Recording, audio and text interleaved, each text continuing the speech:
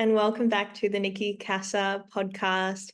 It has been quite a long time since I have been in this space doing what I love and sharing my voice, my story, my wisdom, and my value with all of you beautiful listeners. It's so nice to be back in this space and sharing my voice with you all. You are in for a really beautiful 3 episodes, which are titled Truth Series. Now, Truth Series is all about the things that have been going on in my world for the past 3 months and really what's been happening all of last year. As some of you might have known, that I was in a relationship last year and that ended while I was in Bali. So I moved to Bali and I lived there for about 4 months and the relationship ended, and I've now come back here to Gold Coast. So the next 3 episodes are going to be titled True Series. There's 3 parts to it. And this is really going to be an opportunity for me to share my voice, share my story, and help you all understand more into the insight of what it was like to be in that relationship, how it ended, and why we really broke up. So today's topics is all going to be about, what happened when Ryan and I moved to Bali last year in July, why I broke up with Ryan, what were the signs in the beginning that I didn't really notice, how our connection went from a twin flame to a karmic bond, and what those things even mean. That might be the first time you're actually hearing those terms for the first time, and when I knew it was time to end it. And before we dive in, I want to put in a really important disclaimer, because True Series is not about blame. True Series isn't about telling my truth as a shadow to Ryan's truth at all. It's not about gossip. It's not about right or wrong. So if you're here for the G, if you're here for the gossip, this is not the episode, and certainly not the next 3 for you. This is a conscious chat on taking ownership and responsibility for our personal lessons in life. And in this 3-part True Series, I'll be covering in depth really like how and why I attracted the relationship with Ryan, and why I really needed to experience what I went through with him in order for me to grow as a woman, as a feminine soul, and in my embodiment. I also want to speak into why karmic relationships are formed. I think that there are a lot of women out there that go in and out of relationships, and they might even have patterns of attracting narcissists, and they're not quite sure why that is. And it can leave them in this really wounded, damaged place where they're literally coming out of a relationship and needing to then go through all the withdrawal symptoms that comes with breakups, but then also healing their traumatized nervous system. And that can create a lot of wounds and scars if they're then wanting to get into a new relationship, but now they have all this trauma that they've experienced from their past narcissistic abuse. So it's really important that we understand why are karmic relationships formed, and what do we do after we've formed a karmic relationship? How do we start healing our nervous systems? How do we start opening our hearts and really trusting love again? And that's really going to be the focus for the part 2 and part 3. Today is really going to be about the story of what really happened and what people didn't see that was really happening behind closed doors. Finally, I just want to say, I have so much love and compassion for Ryan. I don't hate him. I don't resent him, although we're on a no contact period. And I know that there are parts of me that come up that rehash all the things that happened from this place of pain and hurt. These episodes aren't about blaming him or blaming myself. I'm only here to reflect on my personal experience in the hope that I'll be able to guide someone else who might be going through a similar journey in their relationship currently, Or maybe you've been in relationships in the past where that's been a pattern for you. And now you're looking at like, how do I heal this, Nikki? How do I make sure this doesn't happen again in future relationships? What's the truth about love? Is it true that love hurts? What's the truth about our wounds that we find are revealed to us in relationships and breakups and our attachment styles? Like, what is the truth about all of this? Why is this happening? Why does it happen? What's the purpose? And I've gone on quite a spiritual quest in the past 3 months since breaking up with Ryan. And whoa, I've learned so much, so much about the truth of what love is really about. And I really want to speak into that, particularly in part 2 and part 3. So let's dive in. There were quite a lot of beautiful questions that came up from you all. And I asked you on my Instagram stories, what do you want to know about what happened with Brian? And those questions I'll be answering again, part 2 and part 3. But today I really just want to take you back to what happened so you have an insight into how it all unfolded. So, when Ryan and I met, I'd moved here to the Gold Coast, and I said to myself in a personal development event that the next man I'm going to meet is going to be in a personal development event, because I'd been in relationships where I just wanted someone who would love me and was maybe like a little bit funny and just like a good guy. But I never really felt fulfilled in those relationships. Like, they didn't have the same values as me. They didn't love talking about neuroscience. They didn't love psychology. I wanted the nerdy stuff. I wanted somebody who could challenge me intellectually. And a lot of men that I dated in the past really didn't challenge me intellectually. Like, I tended to be the one to challenge them. And so like the polarity was a little bit unbalanced, where I kind of wanted a really strong masculine man who could challenge me, who could inspire me to be a better version of myself. And I found that in relationships, I was always doing that for them and trying to change them to be this incredible partner. And so I realized, I was like, I really want to meet someone who's just like me, but even the more incredible man and intelligent and, connected to his soul. So I put that out to the universe, so to speak. And when I moved to Gold Coast, I met Ryan. And at the start, it was just a friendship. And I made that very clear to him that, I just want to be friends. And I was scared because I knew like, whew, there's a spiritual connection here, and that kind of feels scary because I have to open my heart and be really vulnerable, and for someone to see me for who I truly am, not just like a version I want them to see me as. And so we developed this spiritual connection really quickly. And eventually I realized, whoa, there's this really strong connection here. I can't get him out of my mind. I can't stop thinking about him. I feel so safe. I can talk to him about, what's the meaning of life and all of these really deep things that, I feel so much curiosity and love and passion around. So, in the beginning, it was really a relationship that I'd never experienced before, and something I'd really always yearned for, that deep spiritual soul connection where now we're not just connecting intellectually, we're not just connecting emotionally, but spiritually. There was this feeling that we had like we knew each other in a past lifetime and our souls were reconnecting. And so we thought we had found what's called a twin flame.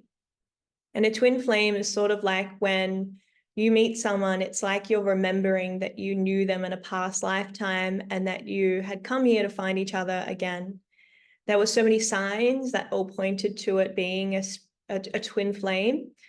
For example, twin flames can often be our greatest mirrors, and they can mirror back to us ourselves in the most beautiful ways: love, joy, excitement, passion, but also in a karmic way. And so they can mirror back to us our own attachment styles, our own unhealed wounds. In the beginning, it was like this really beautiful, loving thing. And, he really saw me for who I truly was, and I saw him for who he was, and we inspired each other so much. and he ended up moving in with me into my townhouse in Rabina, and I had, a spare office. So we had our own offices. We had 2-bedroom, 2 carport. Like, it was perfect for the two of us, and it felt very real. And when we sort of flash forward a bit through the breakup, I had this fear of what people would think. Like, particularly people that follow me in this space, listen to my podcast, knowing that Ryan and I spoke on a podcast every month. We did a relationship podcast telling people how conscious and real our relationship was. And I think it's really important to note that, like, it was that. It was never one thing on the inside and then another on the outside. It really did begin as this really beautiful, conscious relationship. And when we moved to Bali, it began to change. So I really just want to put a disclaimer out about that. And I've done a lot of work since then and realized that it doesn't really matter what people think about the relationship, because as long as I know my truth, as long as I know what was real for me, and I speak into that truth with wholehearted conviction and knowing and acceptance, then people are really free to make their own assumptions and their own judgments about it. So I've really, really come to peace in terms about that. But so there's this model in psychology called attachment theory.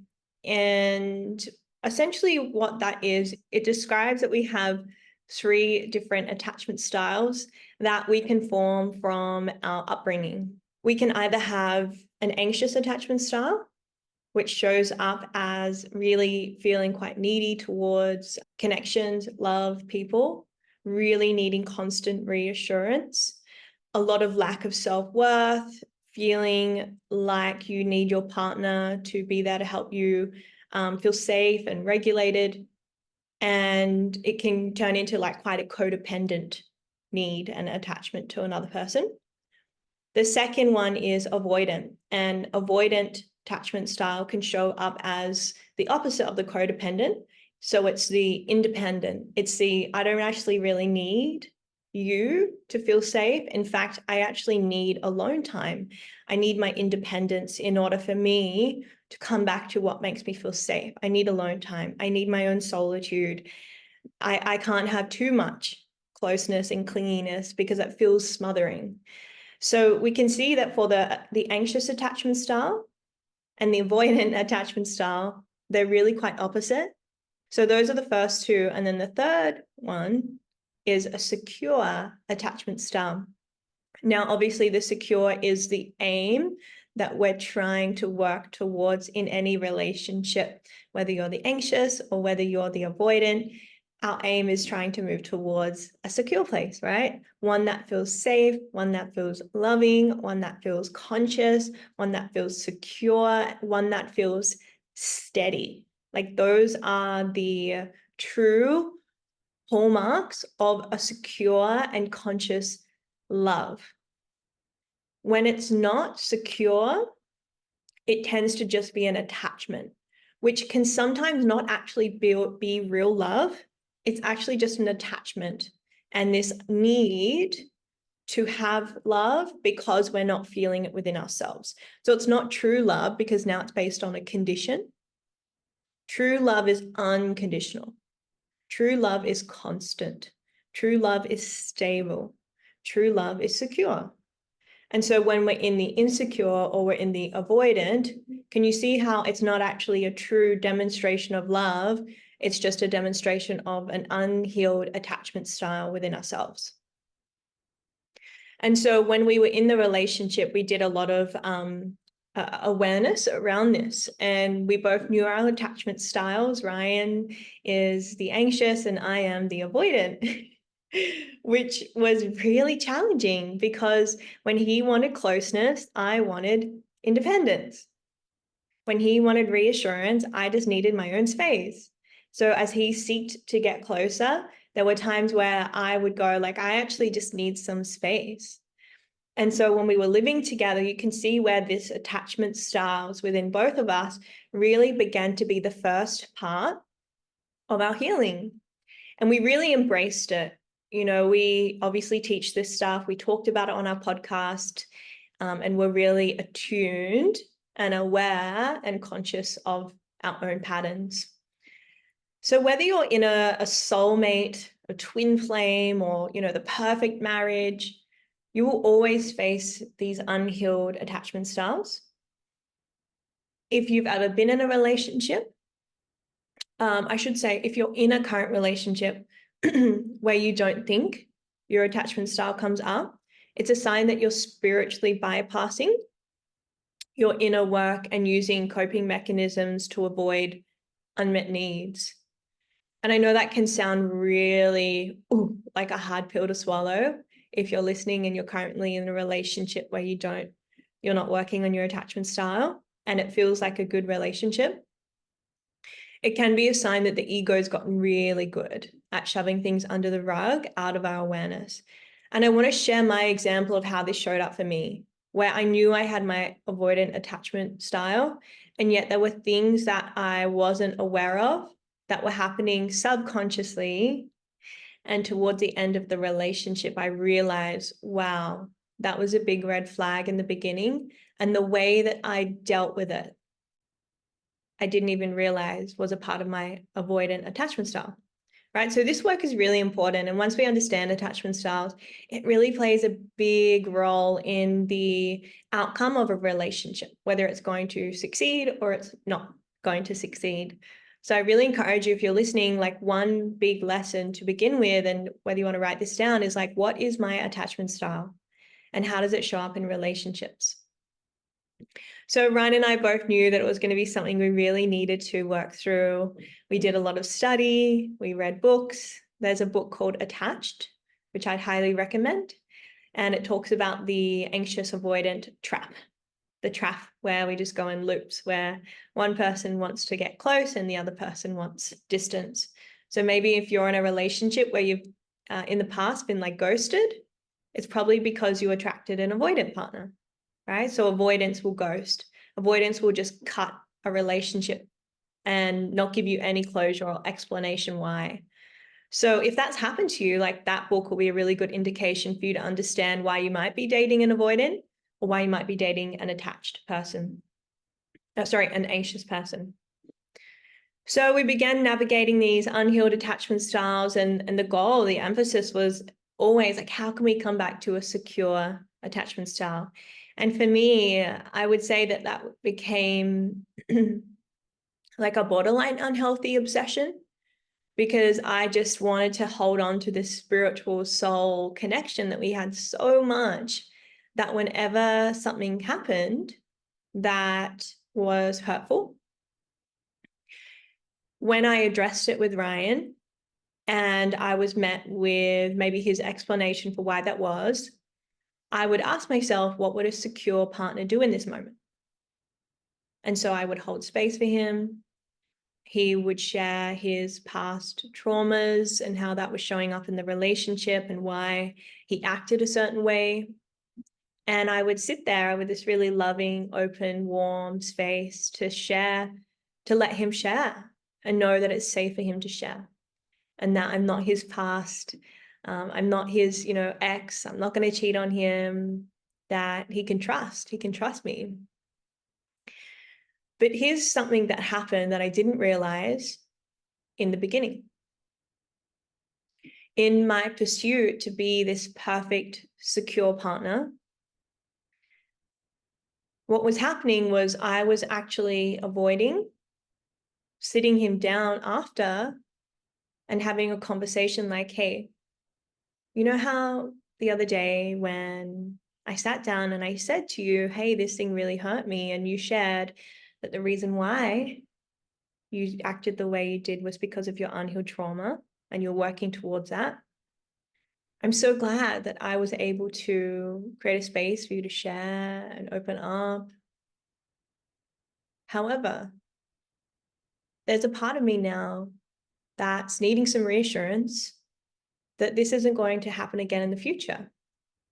where this pattern of hurt or this pattern of betrayal or this pattern of lying is going to show up again. And what I really need from you is this reassurance, because now there's a part of me that's feeling insecure.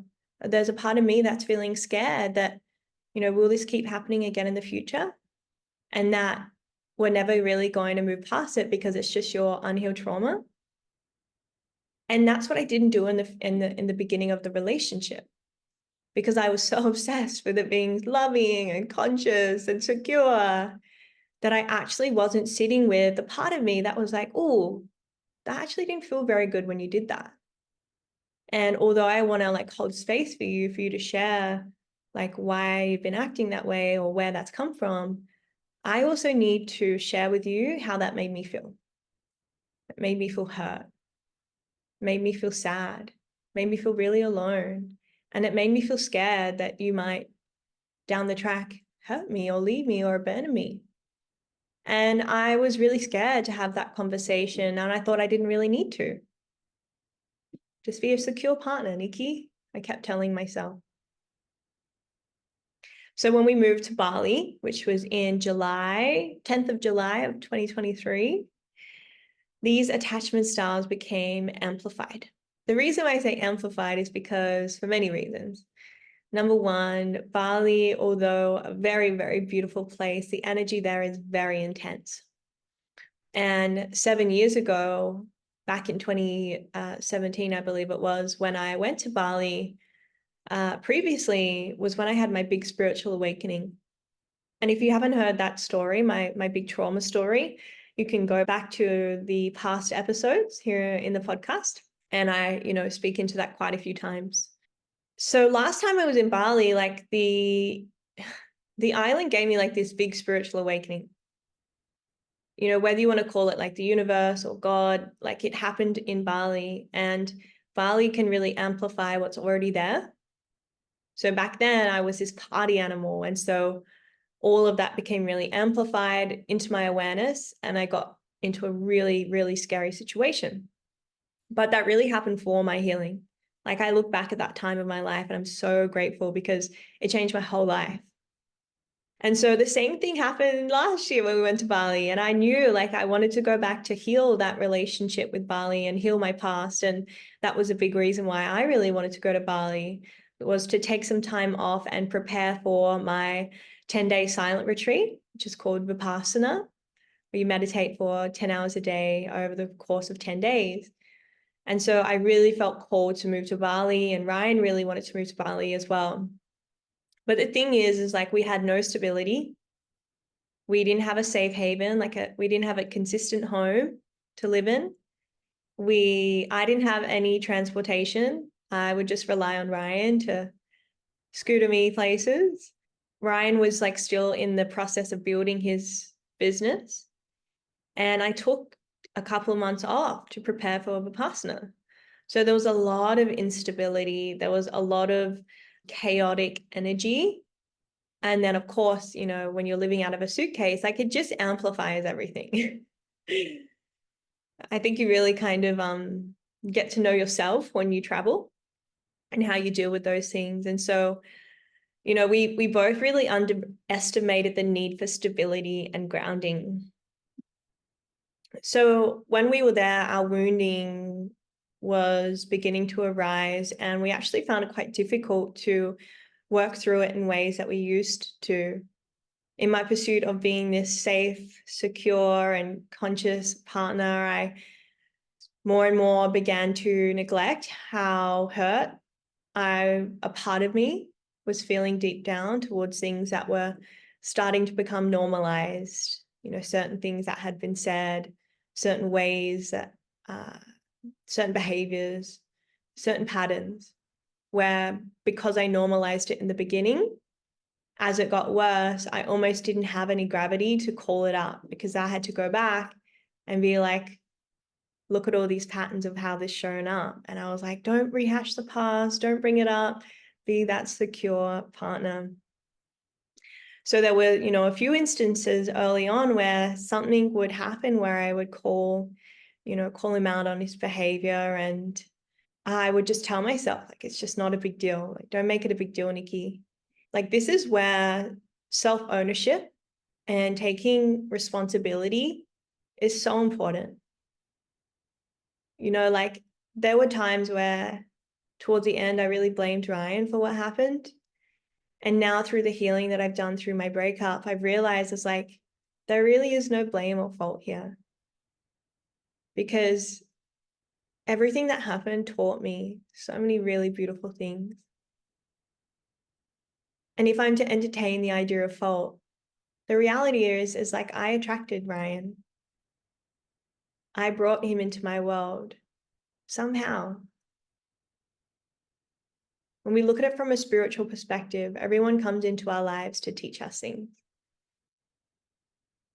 And it can be hard to come to terms with that if we're not in a place to accept that. We really have to be in a place of acceptance to be like, what was this supposed to teach me?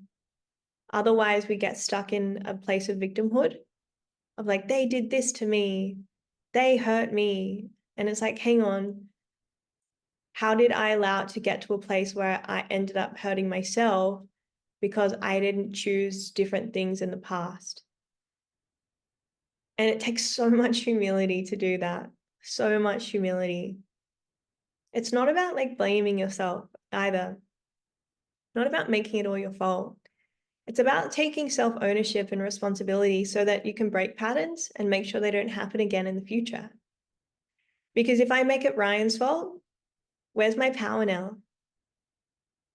It's outside of me.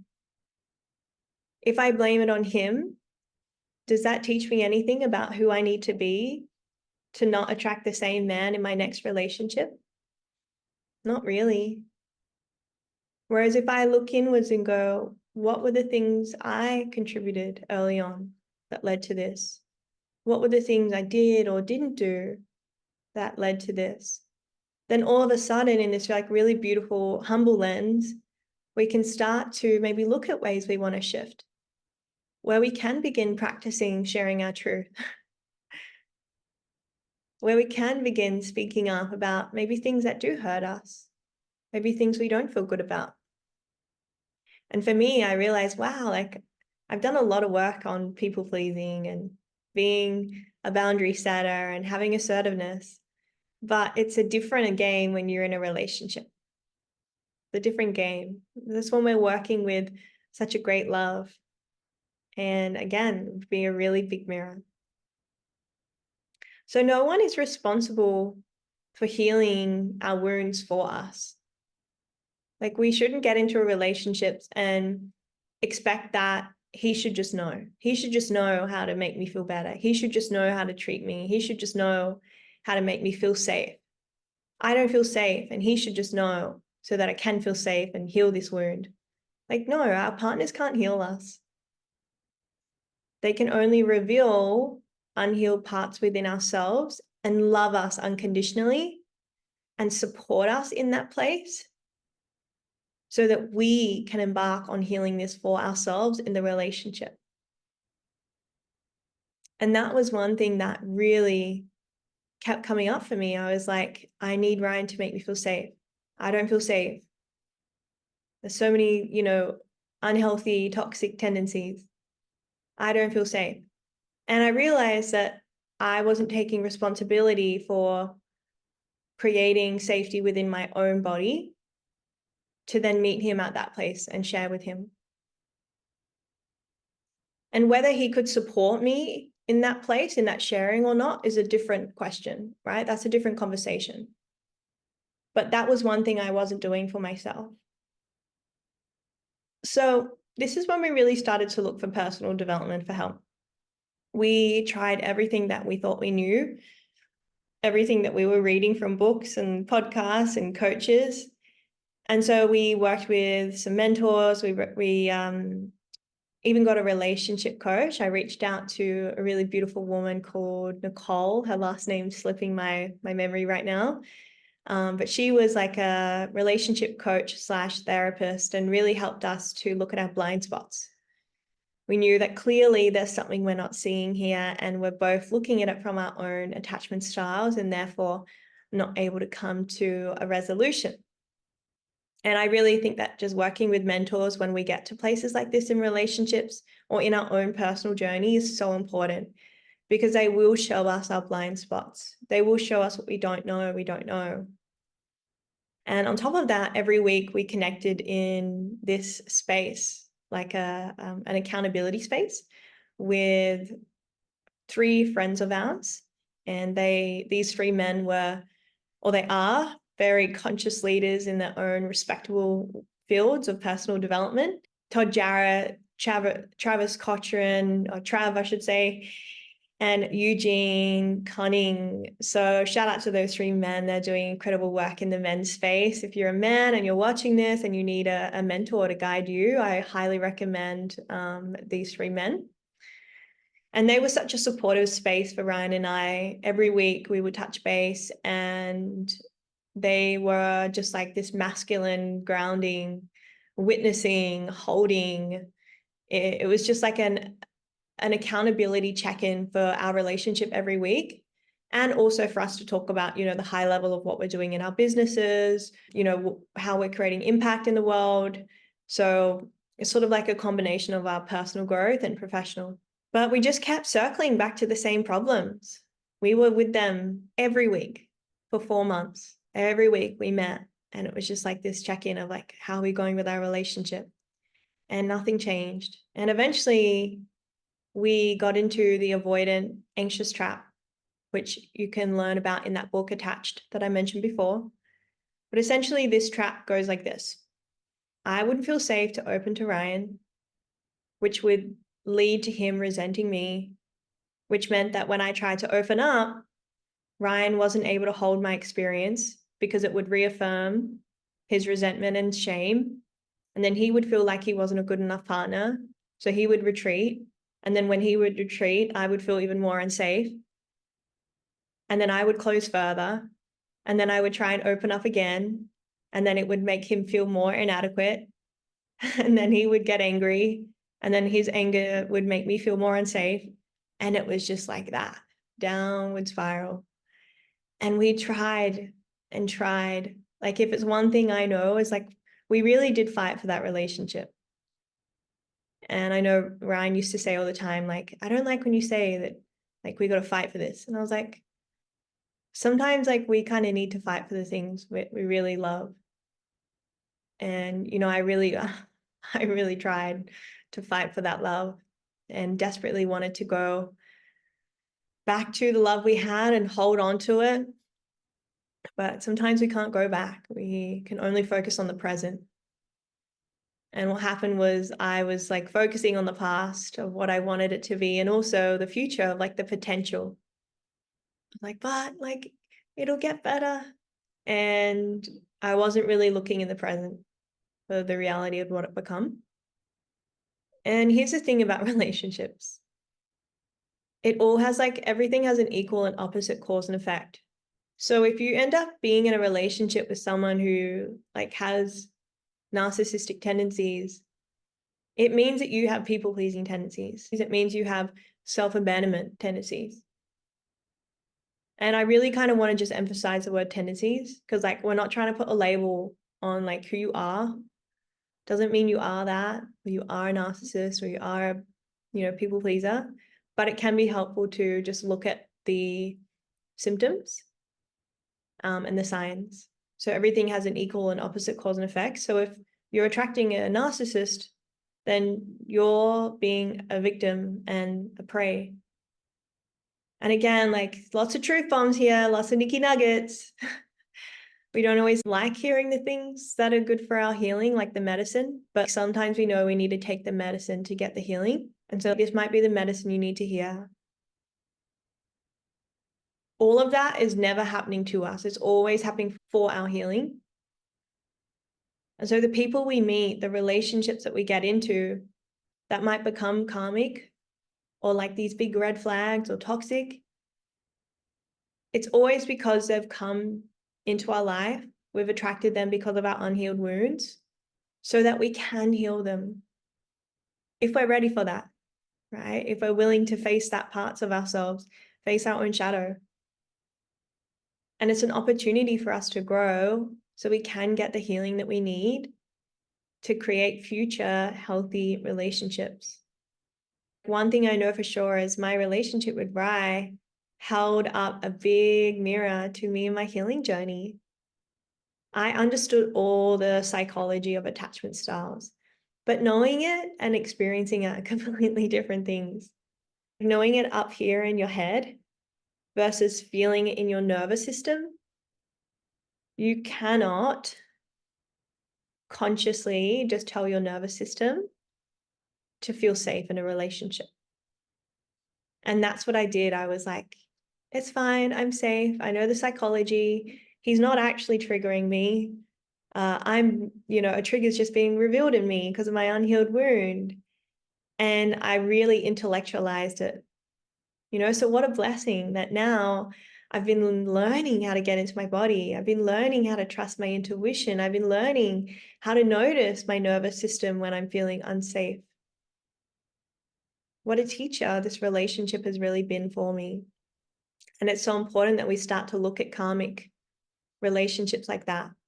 And when I say karmic, I mean relationships where our unhealed shadows, unhealed wounds will arise.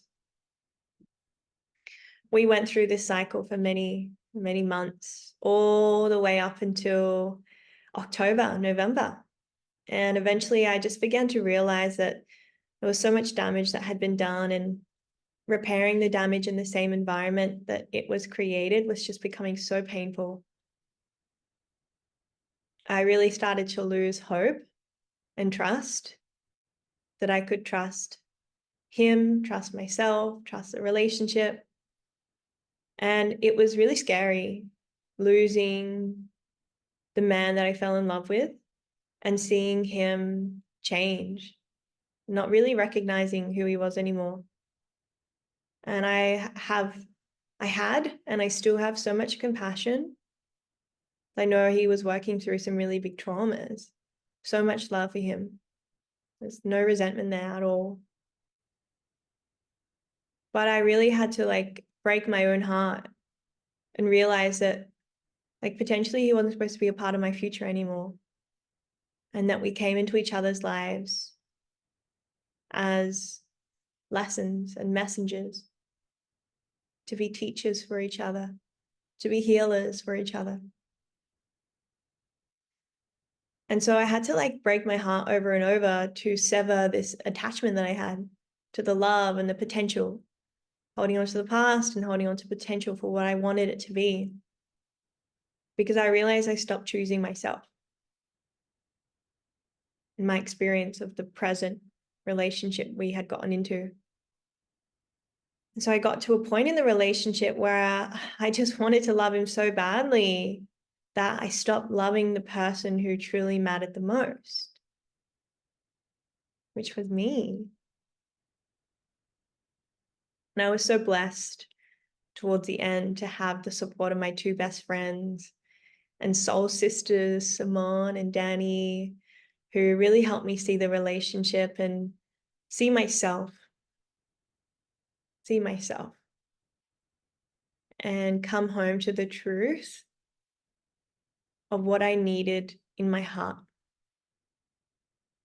Come home to the truth of what my heart was really trying to tell me.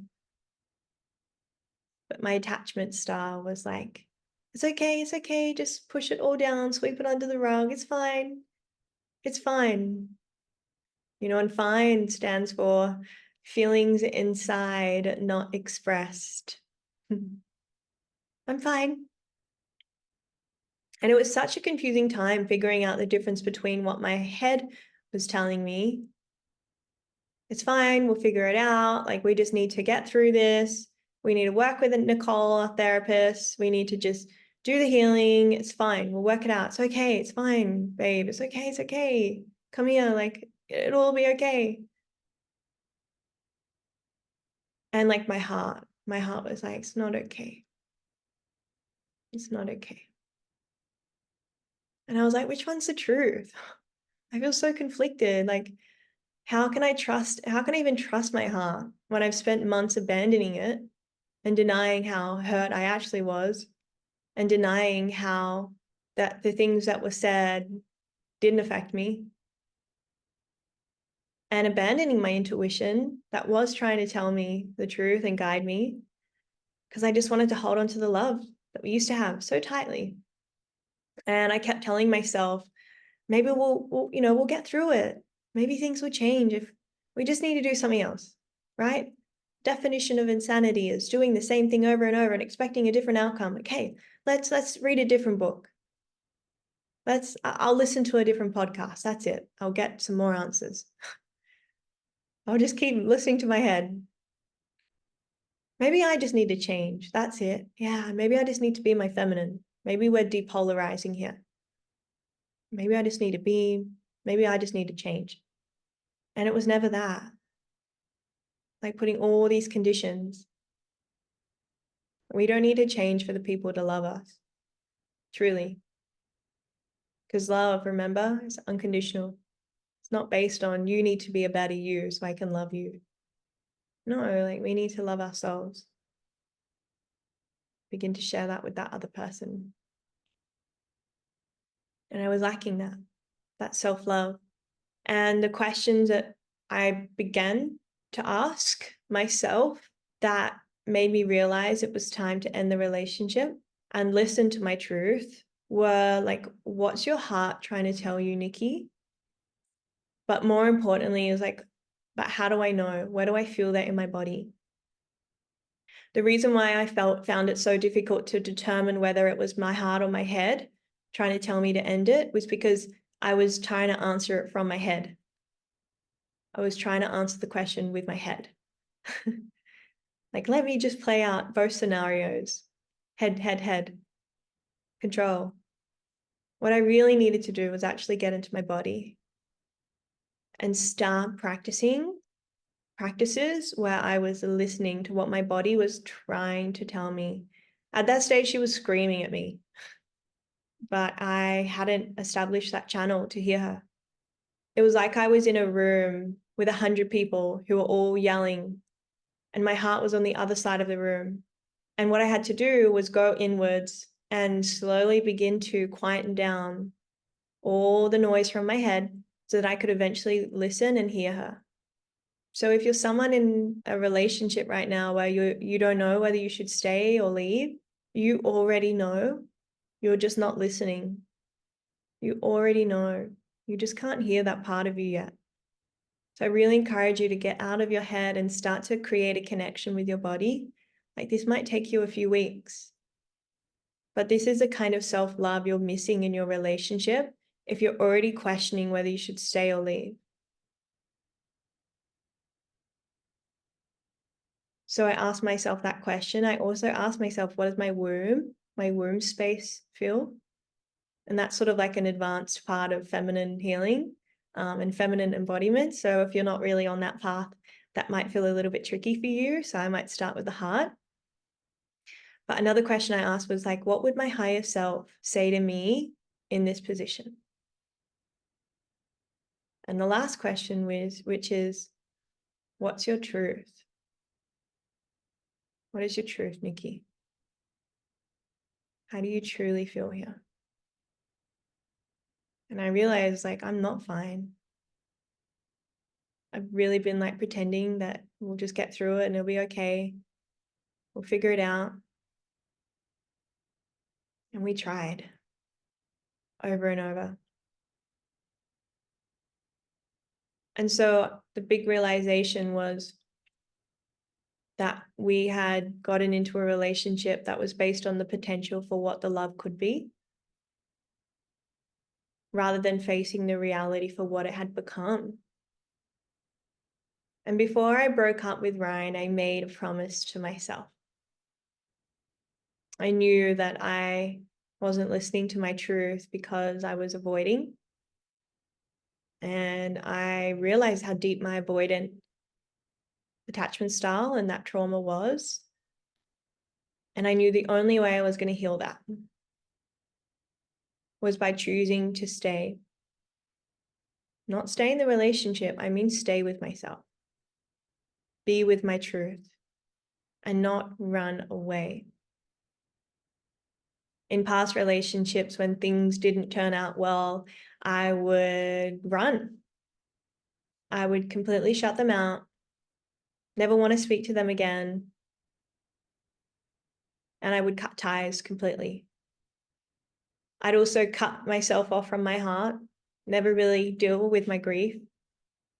I never ever actually admit the fact that I was sad, that I just went through another relationship that actually didn't work out. I would just invalidate myself and go, he just wasn't the one. It's like, no, I love all of my past relationship partners. And I never actually gave myself the permission to grieve them, ever.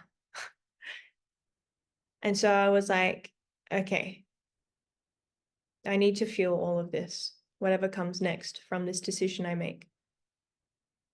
I really need to be with the truth of this decision, keep my heart open, even if it feels like it's breaking. I'm not going to let this relationship be the reason why I close my heart, because I've learned what it's been like to open my heart to someone else. And now I'm learning how to open my heart to myself even more.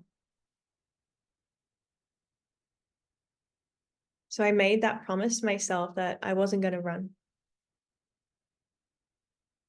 And I wanted my final lesson before I went through my grieving and my integration, that final choice to be that I wasn't going to let the avoidant part of me run from what was painful and scary anymore.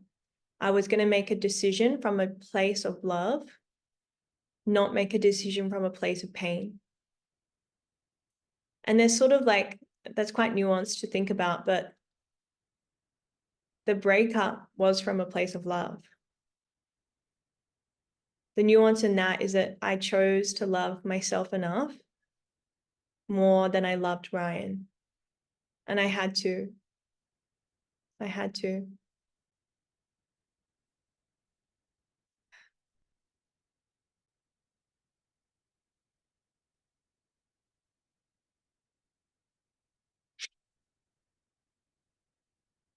I knew that I wasn't loving myself. And the more I tried to just like create the love in our relationship, I wasn't choosing that love within myself.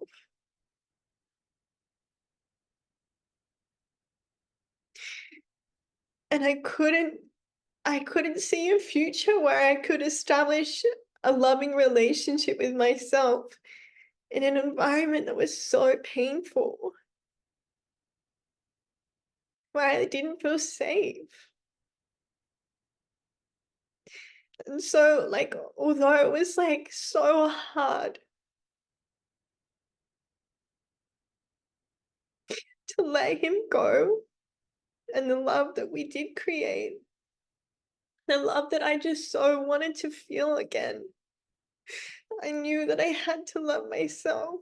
I had to choose to make that decision from a place of love, through love, with love.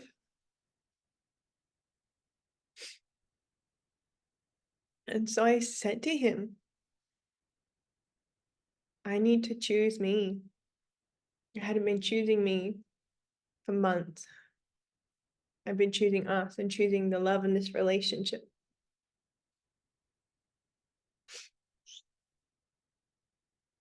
So I ended things there in Bali, and we took a week apart, and we actually ended up catching up again in a beautiful beach in Uluwatu, and sat there and had an opportunity to read some letters to each other that we had wrote. And that was really beautiful because when I broke up, there was a lot of emotions. It was quite heightened, and we wouldn't have been in a position to really speak or even receive what we both needed to say from a loving place.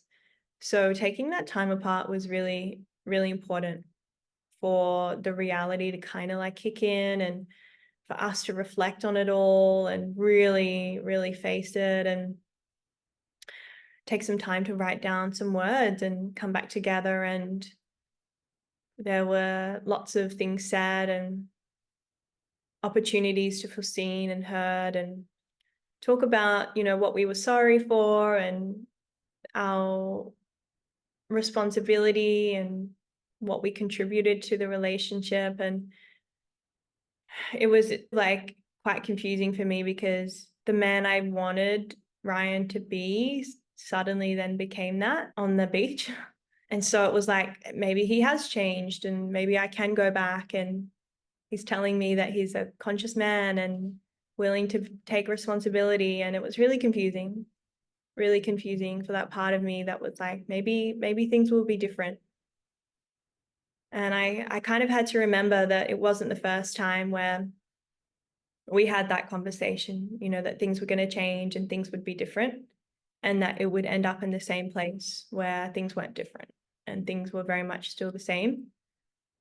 But I was so proud of Ryan, like, again, so much compassion and love for that man. And I was really proud of him for the way that he like took ownership and contribution of the cause and effect. And it gave me some grace for him to know like he'll be okay, that we can come back to this place of like a conscious conversation and just like even talk about this, when sometimes like when people hurt, they can hurt people, what they say, hurt people, but healed people heal people too. And so like it kind of gave me some reassurance that like he'll be okay. He's on his healing journey and he'll be able to heal himself, knowing that we're able to like sit and just have this conscious conversation after breaking up. And I think we kind of like made an agreement to each other that we were going to try to consciously uncouple. So instead of it feeling like a breakup, it was going to be a conscious uncouple. And I think that the difference between those two is that a breakup can kind of end in people saying really toxic things to each other. Eventually we flew back to Gold Coast together. He asked me if that would be okay, and I kind of thought about that and wanted to make sure I said yes from a place that really served me, because the point of breaking up with him was about me honoring myself, choosing myself in my truth. And so I agreed to that and said, yeah, that would be okay. We'll fly back together. And so we did. And that's where I started the search for finding myself an apartment. I moved into a Airbnb and started house hunting or apartment hunting. It's funny because like when I got back to Australia, I got sick. And I knew straight away, what can happen when we get sick is like the body is in a state of like dis-ease, right? Not disease, dis-ease, right? There's no ease. There's the nervous system, the immune function's not working as it should. And like our bodies are designed to heal. Like our bodies know how to take care of us. 95% of our processing power in our brain is subconscious. So that when we go to sleep at night, our autonomic nervous system does all of our digestive process for us, all of our healing, all of our recovery. Like our brains are resilient. They're designed to heal. So if we get a cut, it heals. And when I came back and I got sick and I got Bali belly, which was great because honestly, not getting Bali belly while I was in Bali was ideal.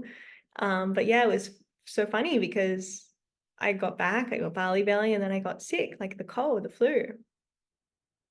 And it just made me realize that like all of this emotion and energy that I was storing in the body was like now coming out to like be purged and to release it literally in sickness. So it was hard, but I knew that my body was like trying to expel and get rid of the energy and the sickness in my body and the toxicity and the energy and the emotion that was low and not serving me, through like literally just purging it from the body. So I really embraced that. It was hard, but we always get what we need. And so now I've been on a journey of healing my heart and being with the process of grieving.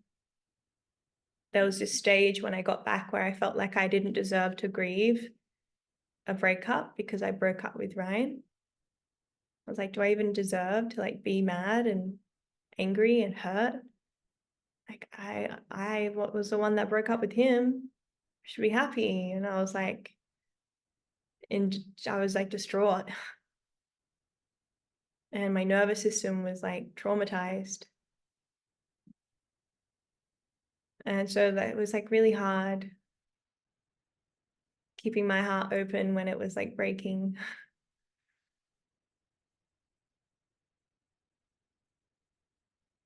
And it's been a long grieving process, really long. And I just want you all to know that like, if you're going through heartbreak or you have been and you feel like you haven't fully grieved or let that person go, like there really is love there for you. It really is possible to let someone go that you loved with your whole heart.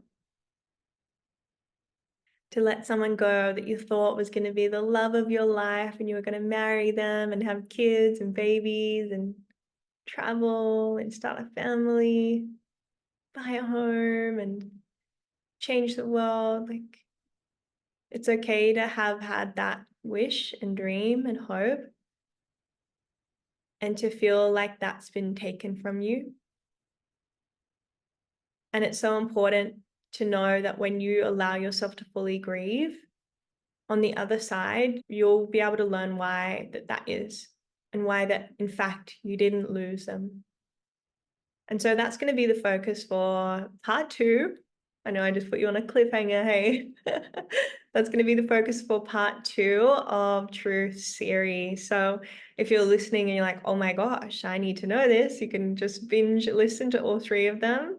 But you might have to wait for them to launch consecutively. But in the next episode, we're going to be talking about how do we deal with heartbreak, how I kept my heart open through it breaking and having to pick all the pieces up and put it all back together.